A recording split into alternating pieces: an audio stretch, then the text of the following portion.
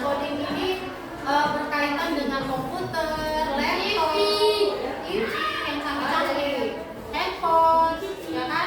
Nah, yang digital ini termasuk ke dalam yang namanya coding, ya kan? Pernah main game nggak kira-kira? Siapa yang suka main game di sini? Saya. Berarti banyak di sini suka main game ya. Apa kira-kira game favorit kalian? Nah, main game gak apa-apa, tapi jangan lupa belajar juga penting. Nah, jadi kalau misalnya di dalam game itu, pada saat kamu menekan tombol misalnya kanan ke atas, dia melompat. Kira-kira kamu memberikan perintah nggak ya? Nah, jadi sebenarnya game itu diprogram untuk mengikuti setiap perintah yang kita berikan. Nah, yang kita berikan perintah itu yang disebut dengan coding. Maaf ya. Nah, jadi coding itu adalah cara kita berbicara dengan komputer, sama seperti game tadi. Game tadi yang berjalan, kan kita tekan di tombolnya kan? Jalannya ke kiri. Nah, aku mau dia melompat, kita kan tekan ke atas nih. Kan kita yang berperintah kan? Nah, itulah dia namanya coding. Nah, jadi dalam coding itu kamu harus berpikir komputer. Artinya apa? Kamu harus membagi perintah ke perintahnya itu ke langkah-langkah yang sederhana supaya bisa dimengerti oleh si komputer ini tadi. Nah, dalam coding ini kamu harus berpikir komputasional. Sudah pernah dengar apa itu berpikir komputasional? Enggak, belum. Nah, kalau berpikir komputasional itu adalah cara kita berpikir untuk menyelesaikan masalah layaknya komputer. Tapi bukan berarti kita harus seperti robot. Pernah lihat robot? Tapi bukan berarti kita tuh berpikir seperti robot, bukan. Tapi apa? Kita harus berpikir untuk membantu kita memecahkan masalah yang besar menjadi bagian-bagian yang lebih mudah untuk diselesaikan. Dapat? Nah, berpikir komputasional ini melatih otak manusia agar tetap dapat berpikir secara logis dan tersusun, sehingga mampu menyelesaikan masalah lainnya yang berhubungan dengan kehidupan kita sehari-hari. Ini Ibu ada video, coba kalian lihat. Oke, sebelum kita masuk ke dalam materi kita hari ini, ya Ibu ke depan pilih kalian.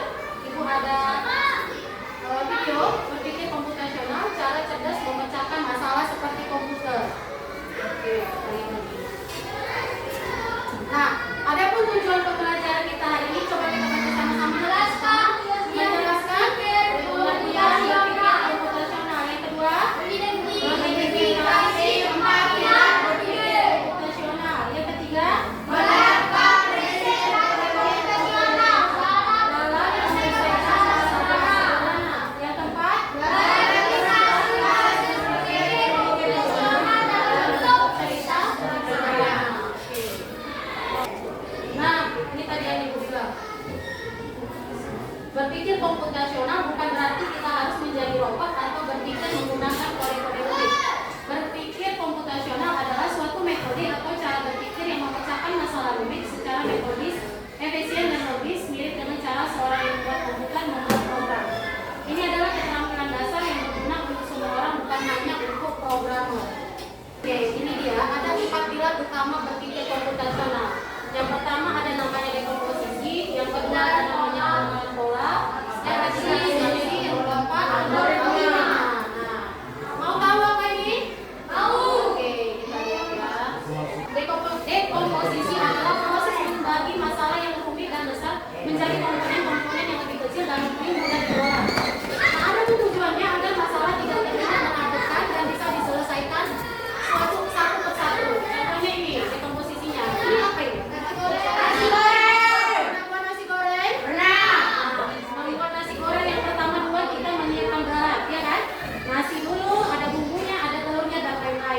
Lalu yang kedua, kita masuk bumbu. Yang ketiga, yang keempat, bumbu.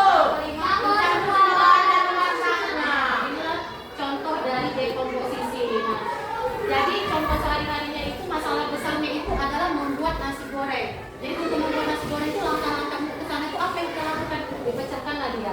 Itulah yang namanya dekomposisi. Jadi ada namanya pengenalan pola. Pengenalan pola itu kemampuan untuk mengidentifikasi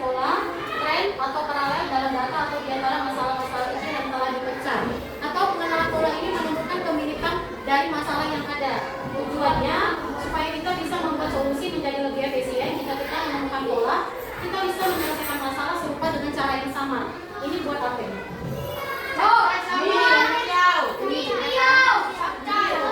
Oke, kita lihat. Contoh sehari-hari dalam kehidupan kita. Saat membuat nasi goreng, langkahnya menumis, ya kan? Bumbunya memiliki pola yang sama. Jadi bumbu untuk membuat nasi goreng sama untuk membuat mie goreng itu sama bumbunya, ya kan? Lalu panaskan minyak, masukkan bumbu, aduk hingga larut. Pola ini juga bisa dipakai saat memasak mie goreng atau capcay. Jadi artinya pengenalan pola ini dia mencari kesamaan dalam suatu pola itu, ya kan? Jadi direbus. Jadi mie goreng ini tahapannya sama seperti membuat nasi goreng tadi, ya kan? Oke, yang ketiga ini namanya abstraksi. Abstraksi itu prosedur untuk menghilangkan data yang tidak relevan atau berlebihan dan berkonsentrasi secara eksklusif pada fakta-fakta yang paling krusial. Yang artinya kalau ibu kecilkan lagi supaya relevan, dia fokus pada informasi yang penting saja, yang nggak penting diabaikan. Ya, yang seperti ibu beritahu contoh sebelumnya. Nah, jadi tujuannya supaya kita tidak bingung dengan informasi yang terlalu banyak dan bisa fokus pada inti masalah. Contoh dalam kehidupan kita sehari-hari, saat mengendarai sepeda kita fokus pada cara mengayuhnya, menjaga keseimbangan dan rem. Kita tidak perlu memikirkan bagaimana cara kerja dekat setiap gear atau bahan pembuat bannya. Nggak kalian pikirkan itu kan? Ya kalian pikirkan bagaimana supaya aku bisa naik sepeda, supaya aku seimbang naik sepeda, ya kan? Nggak kalian pikirkan mana gearnya ya, cara buatnya gimana ya? Nah, jadi itu abstraksi, dia fokus pada informasi yang penting saja, yang nggak penting diabaikan. Ya, algoritma ini serangkaian langkah-langkah atau aturan yang jelas dan berurutan untuk menyelesaikan suatu masalah. Jadi algoritma ini adalah hasil akhir dari 3 pilar utama berpikir komputasional tadi. Jadi kalau ibu kecilkan itu algoritma itu menyusun langkah-langkah sehingga menjadi tersusun. Nih contohnya ciri algoritma yang baik, rutenya harus jelas, tidak ambigu, artinya nggak memiliki arti yang ganda dan double ya. Pasti berhenti setelah masalah selesai. Contoh sehari-harinya, resep masakan, petunjuk perakitan mainan. Tahu mainan kan, mainan gini deh, apa sih namanya? Puzzle tahu nggak? Puzzle tahu. Kalau misalnya kita kayak membuat robot, ada nggak langkah-langkahnya di situ? Ada kan? Nah itu dia termasuk algoritma. Cara langkah-langkahnya tuh ini step-nya. Itu namanya kamu sedang berpikir algoritma. Atau tutorial cara melakukan sesuatu, itu termasuk contoh algoritma. Oke.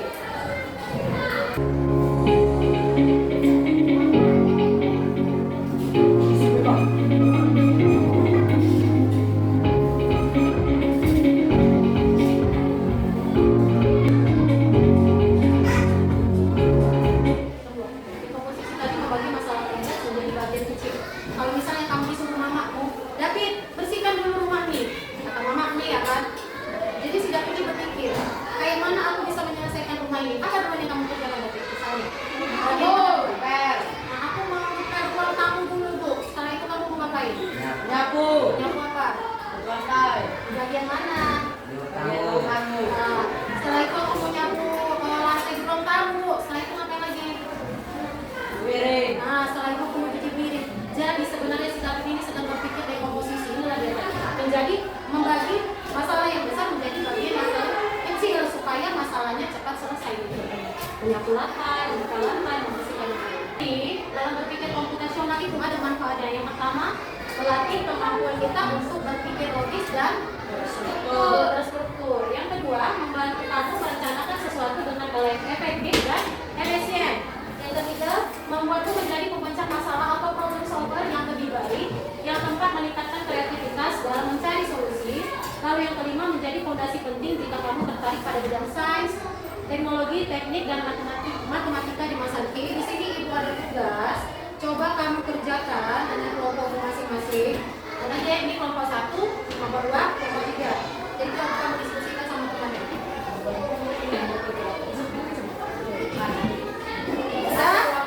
Oke, jadi siapa itu dulu? Baca David sini David. Baca dulu. Jadi di sini ada petunjuk pengerjaannya, coba baca masing-masing. Petunjuk pengerjaan 1. Bacalah setiap soal dengan Jadi petunjuk pengerjaannya sudah jelas ya. Dibaca dulu soalnya dengan teliti, lalu kamu jawab.